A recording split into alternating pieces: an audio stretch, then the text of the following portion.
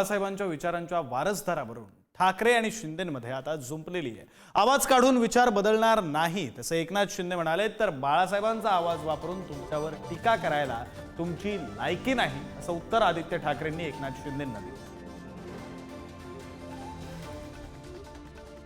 बाळासाहेब काय म्हणाले ते तुम्हाला मी दाखवलंय ओरिजिनल।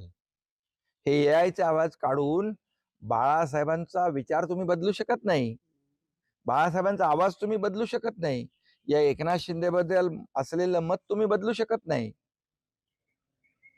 एकनाथ शिंदे काय आहे ते सर्वांना माहित आहे। आणि मी ही एकनाथ शिंदेच्या दाढीची एवढी त्यांना चिंता आहे, या दाढीनेच तर त्यांची भ्रष्टाचारी महाविकास आघाडीची गाडी खड्ड्यात घातली होती। हे आम्हाला चोर सांगणार, कशाला मी चोरांना उत्तर देऊ? त्यांना जर लाज वाटत नसेल तर स्वतःच्या वडिलांचा स्वतःच्या आजोबांचा फोटो लावावा। बघा, त्यांची तेवढी लायकी पण नाहीये की मोठ्या साहेबांचा आवाज वापरून त्यांच्यावर टीका होऊ शकते। त्यांनी ती लायकी स्वतःला समजू पण नाही। चोरांनी तिकडेच राहावं जिथे चोर असायला पाहिजे, ती कुणाल कामरांनी त्यांना दाखवलेलं आहे। आता ते विचारतात, रिक्षा कैसी पहुंची की तमिळनाडू?